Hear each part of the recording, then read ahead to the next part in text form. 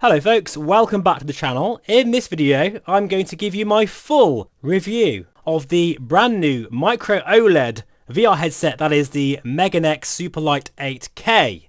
And this is going to document my experiences, both the good and the bad of this amazing little tiny Micro-OLED VR headset.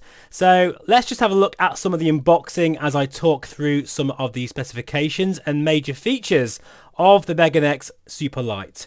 So the display is, as I've just said, Micro OLED, but these are BOE standard displays, which are absolutely grade A. We'll talk about that later. The resolution is 3552 by 3840 per eye, giving a total approximation of around 13.6 million pixels per eye, or 27 million overall.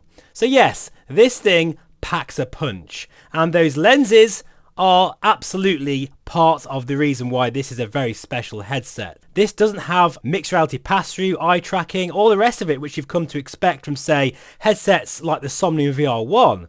This is a unapologetically PC VR headset at the heart of this device, and it's all about that visual fidelity and the incredible form factor, because this weighs 180 grams or thereabouts. And when you combine that with the soft halo style strap and all of the adjustments you can make, such as tilting the headset up and down or taking it off your face completely just with a push of a button, you've got eye relief, motorized IPD adjustment, and for a headset this size that's pretty impressive. And you've also got diopter adjustment.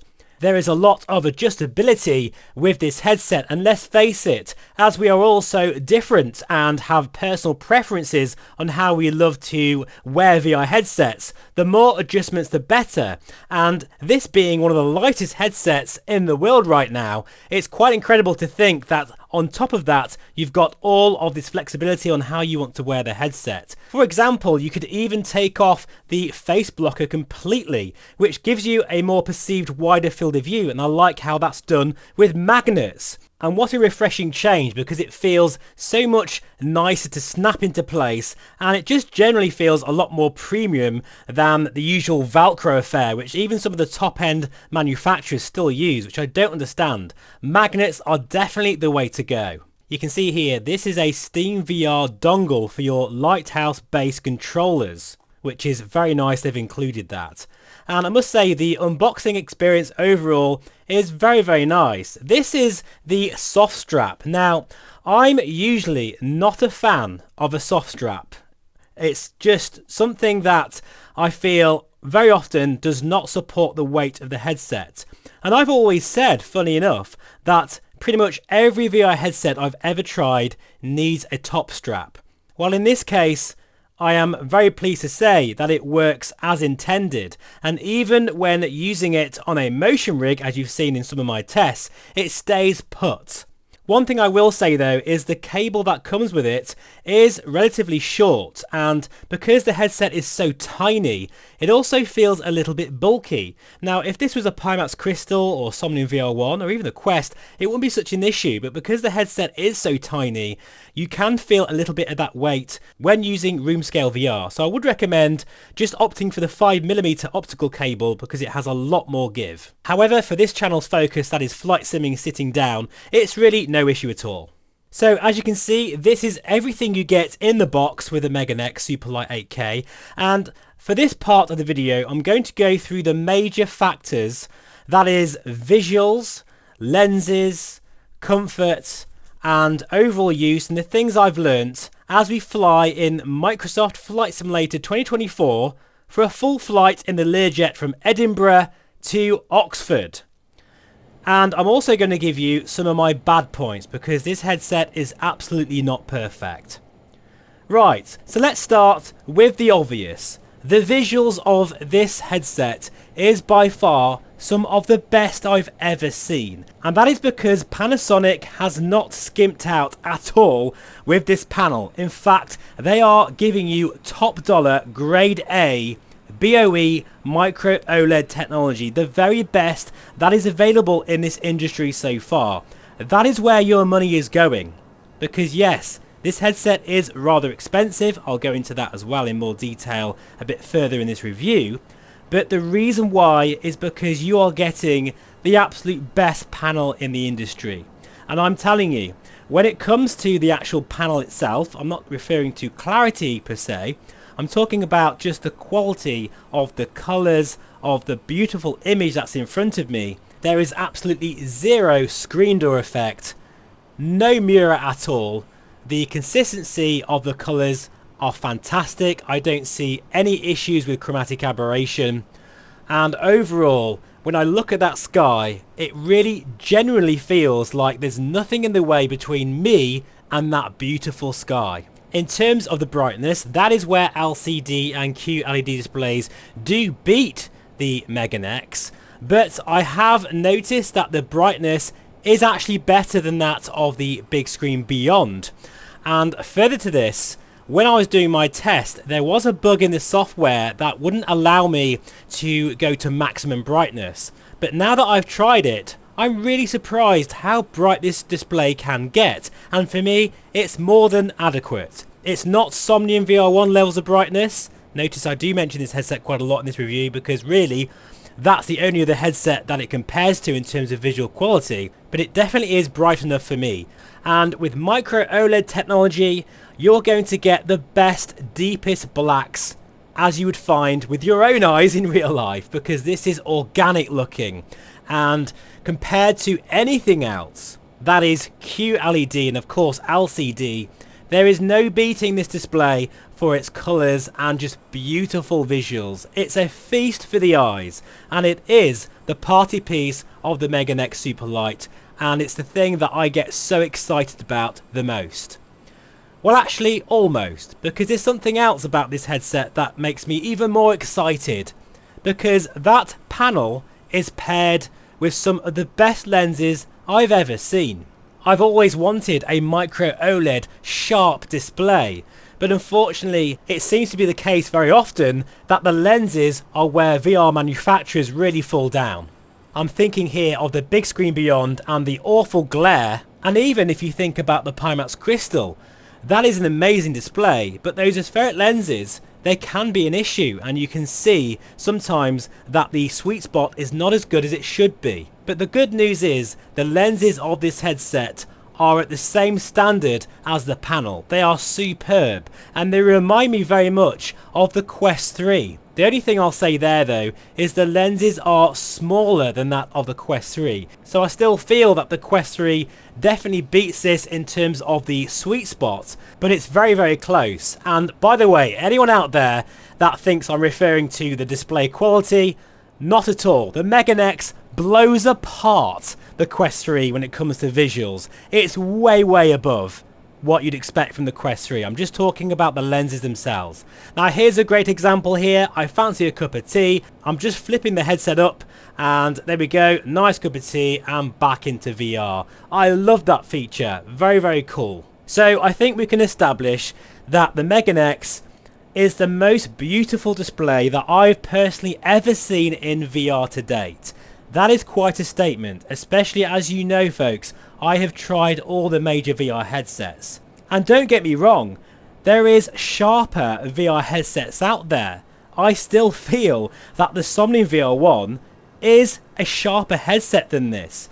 It could be down to the base resolution, I'm not sure. But we are talking headsets that are a lot more money than this. Also, just to quickly mention that I have tried the 2.5K mode, which is half the resolution. This does give you a nice performance boost, but you do suffer with clarity, as you'd expect. And to be honest, for most people, I wouldn't really recommend this. Perhaps in a normal gaming environment you won't notice, but when looking at gauges and cockpits, then you definitely see the difference in clarity, especially with shimmering around the text. Now I'm just checking my DISCOUT on my phone and having a quick break in VR. I would recommend that if you've got a long session to just have a quick 20-second break every hour. And with the Meganex, of course, it's very easy. You can just flip the headset up and back into the action again. But yeah, overall, because of the standard of that Micro-OLED panel, coupled with those lenses, it's just absolutely the most beautiful VR image I've seen to date. So congratulations to Meganex. Let's now talk about the field of view. This is where things fall down quite a bit for the Meganex, because I'm currently getting about 95 degrees horizontal and a bit more vertical, probably about 98 to 99 at the very top of the sort of circular pattern that you see in the headset. That's a very small field of view, make no mistake. I think for people out there that crave great field of view, this is not the headset for you. It really isn't, guys. I would recommend the Somnium VR1, or perhaps the Pimax 8KX even still, because that's still a great headset. But yes, the field of view in this is the Achilles heel of pretty much any Micro-OLED VR headset at this point in the technology. However, I will say that for me personally, I always favour a great sharp display and something that's really easy on the eyes, and this absolutely does this. To put this into perspective, I feel that image quality is as important as comfort, because comfort for your eyes means you can stay in VR for longer.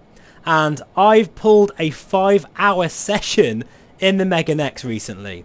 The last time I did that was when the Varia Aero was first released. Incredible. And also, coupled with that is the binocular overlap. And this headset is fantastic for binocular overlap. And keep in mind that many VR manufacturers sacrifice overlap to get a wider field of view. Case in point, the Quest 3.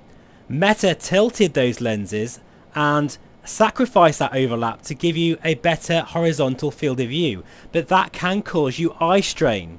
So be aware of that. And for me, I will absolutely every day of the week have a better binocular overlap, better visual fidelity, sharper image, but that might be different for you folks, so keep that in mind. That's all I've got to say really about the field of view, is that for me it's just not an issue, but it could be for you. So let's now talk about some of the things that are a problem with this headset and are negatives. So first of all, this headset at the time of this recording does not have OpenXR support, and it does not have smart smoothing or any form of motion reprojection. Now, to counteract this, I feel that SteamVR is working really well with this headset, and I'll just show you some DCS World content right now, and I can pull 60 frames per second easily with a 4090, and 60 frames per second feels smoother than that of a QLED or LCD headset, because for whatever reason the pixel response time, it feels smoother with less micro stuttering. I'll also add that for some reason DCS World looks sharper in the headset than MSFS. Now, the base resolution SteamVR is telling me at the time of this recording, because this could change as I'm using pre-release software and it could be a SteamVR bug, but it's currently 4300 by 4300. Now, SteamVR has also given me a recommendation to move that to 150% to give me 5000 by 5000.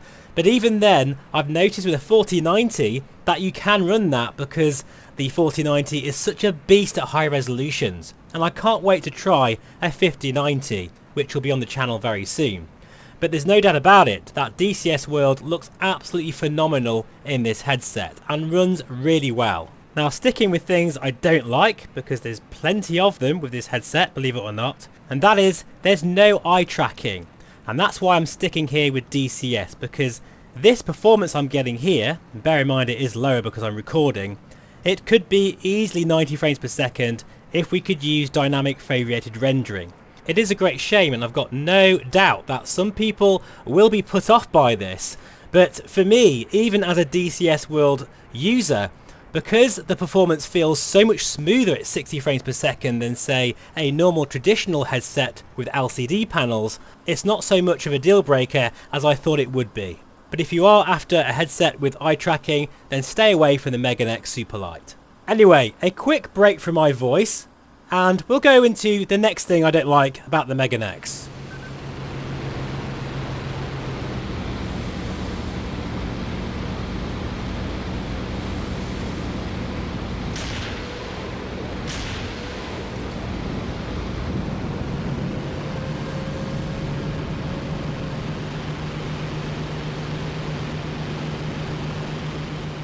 IL-2, what an absolute masterpiece. And this is one flight sim that does not need eye tracking and can run at 90 frames per second, as you can see here.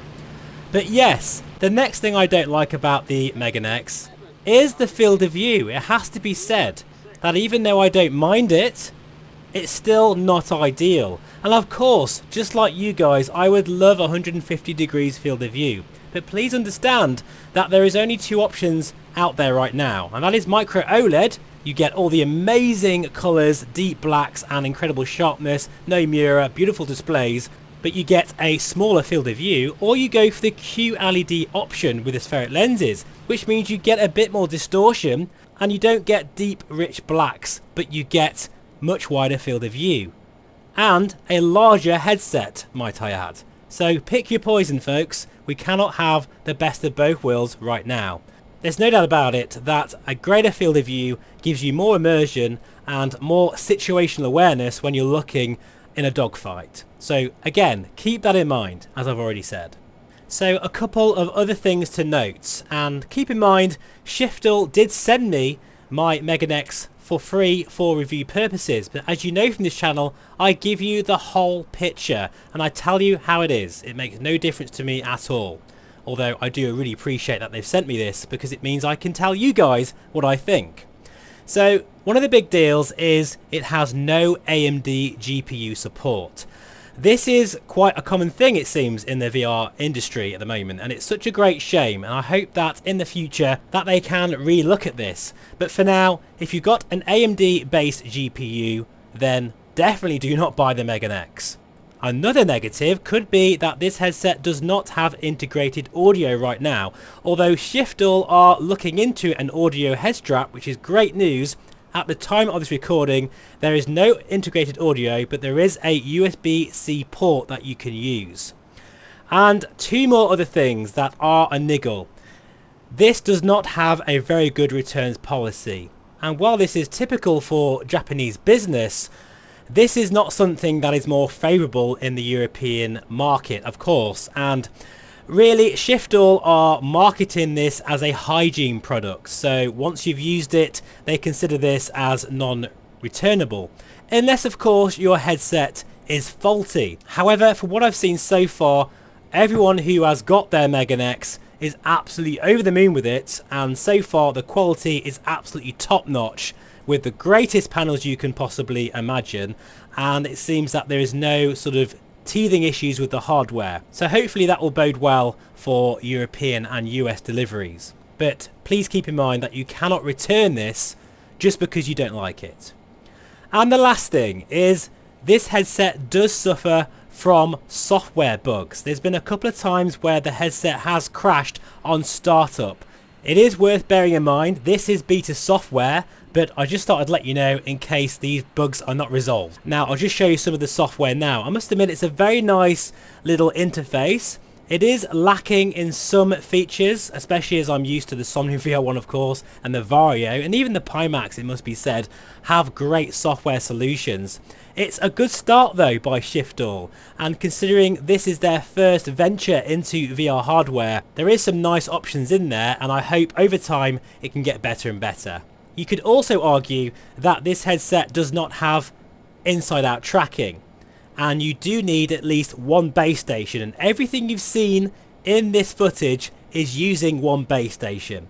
But in my view, I actually really like base station tracking because it's absolutely solid and you get no issues with interference, especially in low light conditions. And the price, I don't think that's actually a negative. That's going to surprise some people, I know, but these displays are really expensive, and just like buying a 4K OLED monitor or a flagship phone with a 4K display, it costs, guys. It absolutely does, especially for a small company like Shiftel. So I do think this is worth the price, even though it is expensive.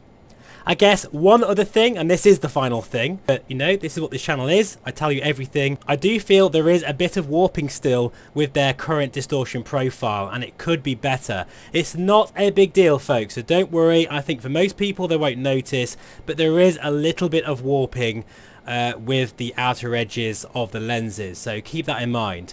But remember, I've done a 5-hour session with this, and it was absolutely fantastic. So, and that also depends on how you set the headset up, so make sure you spend a lot of time getting your diopter adjustment correct, making sure your eye relief is at the right point, because if it's too close for your eyes, then you could actually see some distortions. So it'll take a little bit of time to get everything dialed in to where it needs to be, but trust me, it's worth it. So my conclusion is, after everything I've just said, the good and the bad, this is currently my favourite VR headset. And I haven't said that for quite some time. Quite incredible. And this is absolutely my daily driver because of that incredible crisp micro OLED display, the best comfort I have experienced to date in a VR headset. And how could I forget the incredible dual microphone system, which sounds fantastic in this headset, something that many VR manufacturers tend to forget.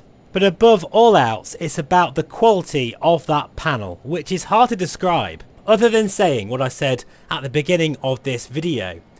When I look at the sky, I absolutely see nothing between me and that sky. It feels incredible. And for a flight simmer, all I need right now is those amazing, deep, rich colours, really sharp image, and this great form factor. Eye tracking would have been the icing on the cake, but for now, I think this is the absolute best VR headset for me personally. Followed closely by the Somnium VR1 if I want all of the other stuff like eye tracking, mixed reality, or a better field of view. But, as I said before, there is no perfect VR headset out there right now, and you'll have to decide which resonates with you the most in terms of the features that you want. Now, if this video has been really helpful to you and you want to support the channel, because I have worked my ass off just recently with content, then please feel free to use my affiliate link for the Meganex. No pressure at all, but it really helps support the channel. But for now, thank you so much for watching. As always, please feel free to subscribe. I'll see you again very soon. Bye bye for now.